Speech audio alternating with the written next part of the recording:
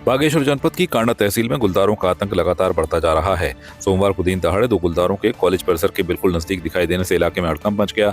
गुलदार को कॉलेज के पास बेखौफ घूमते देख छात्र, शिक्षक और आसपास मौजूद ग्रामीण दहशत में आ गए।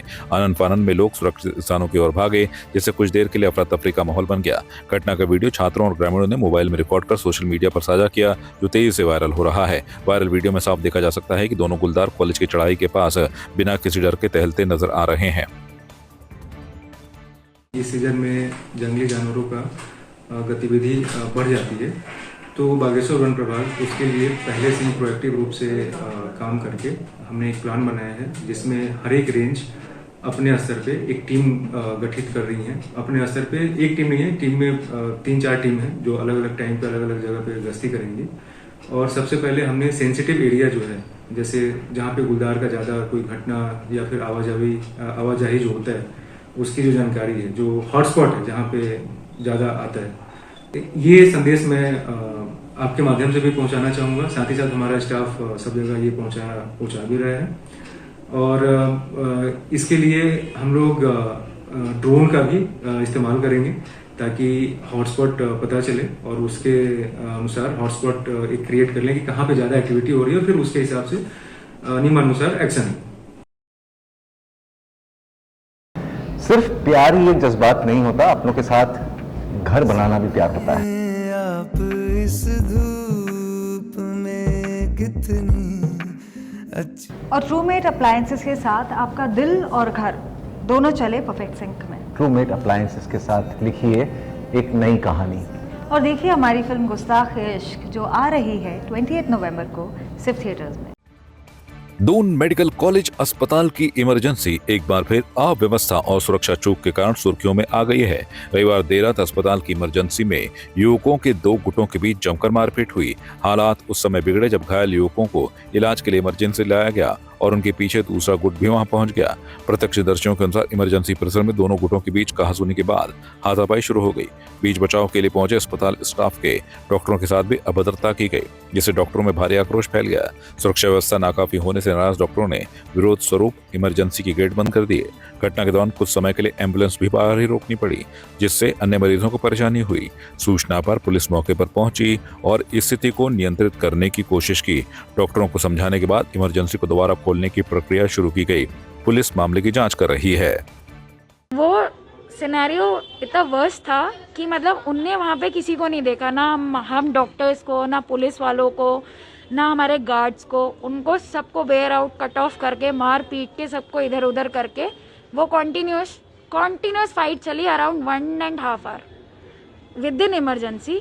और उस टाइम कोई एक पुलिस कांस्टेबल था हमारे पास, सतीश मिश्रा जी, उनकी भी एमएलसी हमने बनाया, क्योंकि हादसे के दौरान जब वो भी रोकने में, बचाव में कर रहे थे मरीज का, तो उनकी भी चोट आ गई थी काफ़ी हाथ में, तो उनने बचाव किया। बट उसके बाद पुलिस काफ़ी देर में आई, जब तक वो मारपीट करके सारे लोग भाग चुके थे। As we can see, last Friday से इस संडे तक काफ़ी ज़्यादा एमएलसीज और काफ़ी ज़्यादा फिजिकल असॉल्ट हो चुके हैं, जिसके कारण हमें ऐसा लगता है कि अब सिक्योरिटी बढ़ाने का वक्त आ गया है, क्योंकि अगर अब हमने सिक्योरिटी नहीं बढ़ाई तो वर्सन हो सकती है बहुत ज़्यादा चीज़ें।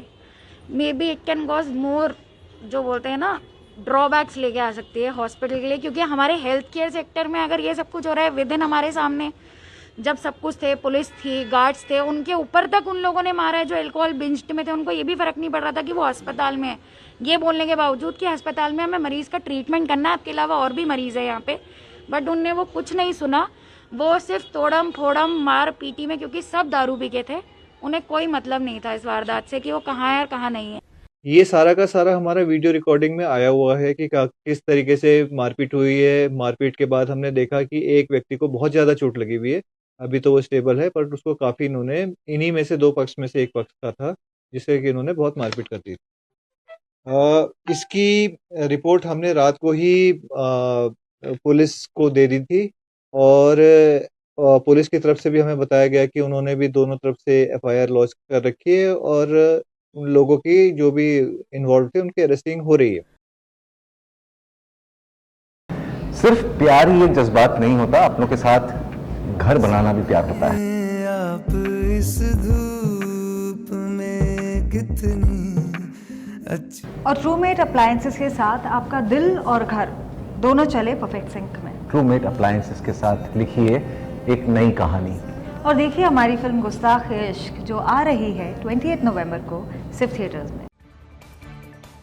एसएसपी उधम सिंह नगर मणिकांत मिश्रा के नेतृत्व में पुलिस प्रशासन, जिला प्रशासन और तहसील प्रशासन की संयुक्त टीम ने खटीमा के इस्लाम नगर गोटिया क्षेत्र में शांति व्यवस्था बनाए रखने के उद्देश्य से मार्च पास्ट किया। इस दौरान क्षेत्र में कानून व्यवस्था का जायजा लिया गया और स्थानीय लोगों से संवाद भी किया गया। मार्च पास्ट के दौरान प्रशासन ने मेडिकल स्टोरों में नशीली दवाओं की बिक्री की शिकायतों पर छानबीन की। होटल और मिठाई की दुकानों से खाद्य पदार्थों के सैंपल लेकर जांच के लिए भेजे गए। साथ ही बिजली विभाग की टीम ने बकाया बिजली बिलों की जांच की और जहां अवैध कनेक्शन पाए गए वहां कनेक्शन काटे गए। मार्ग से अतिक्रमण भी हटाया गया। व प्रशासन द्वारा नियमित रूप से जो अभियान चलाया जाता है सड़कों में अतिक्रमण को लेकर और नशे की चीज़ें कोई मेडिकल स्टोर पे ना बिके उसको लेकर और अवैध बिजली कनेक्शंस को लेकर, इसके संबंध में एक सामान्य सा हमारा एक सर्वे किया गया और इस पे ये इस तरह का काम आगे भी जारी रहेगा। सिर्फ प्यार ही एक जज्बात नहीं होता, अपनों के साथ घर बनाना भी प्यार होता है। आप इस धूप में कितनी अच्छी। और ट्रूमेट अप्लायंसेस के साथ आपका दिल और घर दोनों चले परफेक्ट सिंक में। ट्रूमेट अप्लायंसेस के साथ लिखिए एक नई कहानी। और देखिए हमारी फिल्म गुस्ताख इश्क जो आ रही है 28 नवंबर को सिर्फ थिएटर्स में। उपनल संयुक्त मोर्चे के समस्त पदाधिकारियों और कर्मचारियों ने समान कार्य, समान वेतन की मांग को लेकर एकजुट होकर लंबा संघर्ष किया। रविवार सुबह उपनल कर्मचारी सैनिक कल्याण मंत्री गणेश जोशी के आवास पर डटे रहे और अपनी मांगों को मजबूती से रखा। 16 दिनों तक चले इस शांतिपूर्ण संघर्ष ने आखिरकार सरकार का ध्यान आकर्षित किया। सैनिक कल्याण मंत्री गणेश जोशी ने कर्मचारियों को आश्वासन दिया कि 23 दिसंबर 2025 उपनल कर्मचारियों के लिए एक ऐतिहासिक दिन साबित होगा। उन्होंने कहा कि शासन स्तर पर समान कार्य, समान वेतन को लेकर सकारात्मक निर्णय लिया जाएगा। उपनल संयुक्त मोर्चे ने इस आंदोलन में शामिल सभी कर्मचारियों का आभार व्यक्त किया और कहा कि यह उपलब्धि सामूहिक संघर्ष का परिणाम है।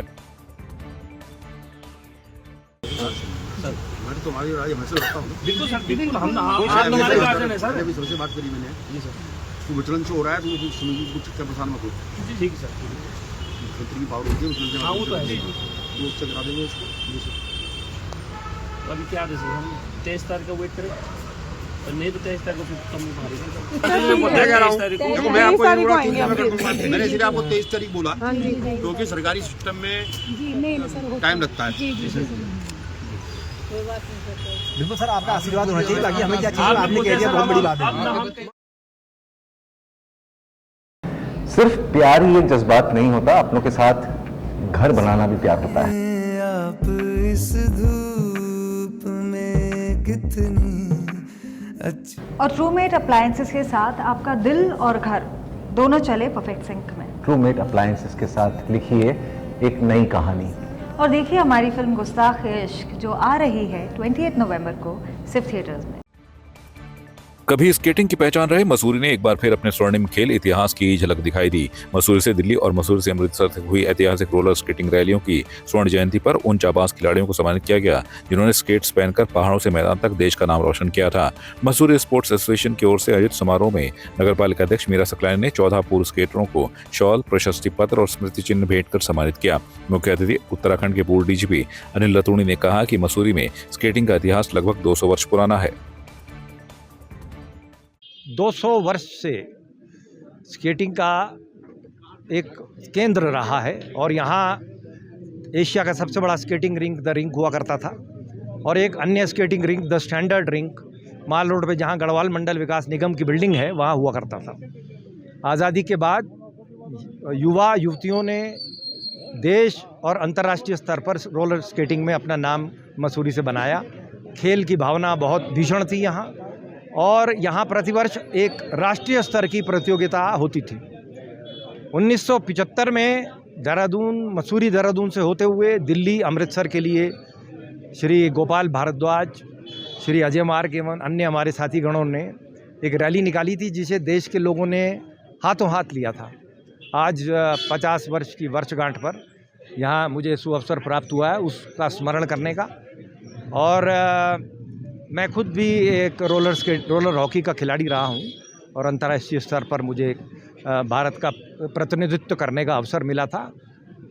तो मैं ये कहूँगा आज 42 वर्ष के बाद उस लम्हे का स्मरण करना, उस खेल भावना का स्मरण करना बहुत सौभाग्यपूर्ण और सौहार्द के उसमें मुझे यहाँ अवसर मिला। ये उन युवाओं के लिए भी एक मैसेज है जो गलत रास्ते पर कभी कभी चले जाते हैं। वो खेल भावना से अपने स्वस्थ मस्तिष्क और अपने स्वस्थ शरीर को बनाने के लिए स्केटिंग बहुत अच्छा माध्यम है और यहाँ एक बहुत अच्छी परंपरा है, उस परंपरा को पुनर्जीवित करें। बनता है कि आज भगवान ने हमें जीवित रखा। आज हम 75 प्लस हो गए और आज हमने जो 50 साल पहले एक रिकॉर्ड बनाया था एशिया में, पहली बार Mussoorie to Delhi 320 kilometre roller skate पे गए थे। और रोलर स्केट भी उस समय के प्रिमिटिव लोहे के स्केट होते थे और सड़कों की हालत आप कल्पना नहीं कर सकते। मसूरी की सड़कें और देहरादून तक का ऐसा था। हमने अपनी पूरी विल पावर से हम लोग चले गए। उसके बाद हम जैसे दिल्ली गए, दिल्ली में हमारा बहुत ज़्यादा अच्छा स्वागत हुआ और YMCA में हमें ठहराया गया और रोटरी क्लब ने हमारे को स्पॉन्सर किया था। रुड़की यूनिवर्सिटी में भी हमें ठहराया गया और रास्ते में हमारे को बहुत लोगों का उत्साहवर्धन करते रहे और फिर हमारा दूरदर्शन में इंटरव्यू भी हुआ था और it was a big achievement. और उसके बाद तो फिर हिंदुस्तान में एक रास्ता खोल दिया था हमने। लोग जम्मू से अप हिल करके श्रीनगर गए थे, बेंगलोर से मैसूर गया, कोई मद्रास गया, कोई कलकत्ता में गया, लेकिन हम वी वर द पायनियर्स जिसने इसको ब्रेक को किया। तो मसूरी को आप कह सकते हैं, मसूरी तो मदर ऑफ स्केटिंग है, स्पोर्ट्स की भी, हर चीज़ में। यहाँ से ओलंपिक में बच्चे जाते थे स्कूलों के। On the 14th of February, the skaters, 5 skaters from Mussoorie, Mr. Gopal Bhardwaj, Anand Mishra, Gurcharan Hora, Shangara Singh and Gurdarshan Singh. These 5 skaters decided to take this road trip, and with the approval of the Roller Skating Federation of India, I was appointed as the official referee, and my brother Ashok Pal Singh, a skating champion and national roller skater, was appointed as the team manager. We started the journey on the 14th of February. The weather was very bad. It was raining and hailing, but these skaters were determined to proceed. And it took us 3 days to reach Delhi. And on the way, there was hardly any traffic because in those days, the roads were not very good also. And on both sides of the Dehradun road, there were only green fields and villages. And we reached Delhi after 3 days. And when we reached Delhi, the traffic on the Jamna Bridge was suspended for half an hour to give time for these skaters to cross the bridge. And after crossing the bridge, there was a police jeep and there were outriders on motorcycles to escort the skaters to the venue where they were to be felicitated. And there, Mr. Mamik, the president of the Roller Skating Federation of India, honored these skaters, garlanded them, and the Lieutenant Governor of Delhi also felicitated these skaters on the successful completion of this rally. And it is a great honor that today we are celebrating 50 years of that rally, and all these skaters were remembered and they were honored, and it had been a very successful event. देखिए, मेरे लिए ये सौभाग्य की बात है कि आज मुझे उन विभूतियों को सम्मानित करने का गौरव मिला है जिनकी बदौलत मसूरी का जो इतिहास रहा है स्केटिंग का, वो उन्हीं विभूतियों की बदौलत रहा है। उनका जो योगदान रहा है स्केटिंग में मसूरी के लिए, वो निश्चित रूप से अविस्मरणीय है। और मुझे ये बताते हुए बिल्कुल हर्ष हो रहा है कि आज नगर पालिका और MSA ने मिलकर के ये कोशिश करी है कि पुनः उन सारी चीज़ों को याद करके जो मसूरी की जो एक पहचान थी इस खेल में, उस पहचान को फिर से वापस लाया जाए। और ये छोटी सी एक शुरुआत थी और ये बहुत अच्छी शुरुआत रही है। मैं इसके लिए पूरे शहर का और उन विभूतियों का जिनकी बदौलत आज ये शुरुआत हुई है, उनको धन्यवाद करना चाहूँगी, आभार के। चिंता वाली बात तो है क्योंकि स्केटिंग की अगर हम बात करें तो मसूरी का अपना एक इतिहास रहा है, लेकिन आज निश्चित रूप से खेलों की बात अगर हम लोग करते हैं तो मसूरी हर खेल में अपनी अग्रणी भूमिका निभाता है। आज भी बहुत सारे खेल ऐसे हैं जो आयोजित होते रहते हैं समय समय पे, लेकिन स्केटिंग ही एक ऐसा खेल है जो मसूरी की एक पहचान थी, जिसके नाम से मसूरी पहचाना जाता था, जो आज बिल्कुल गुम हो गया है।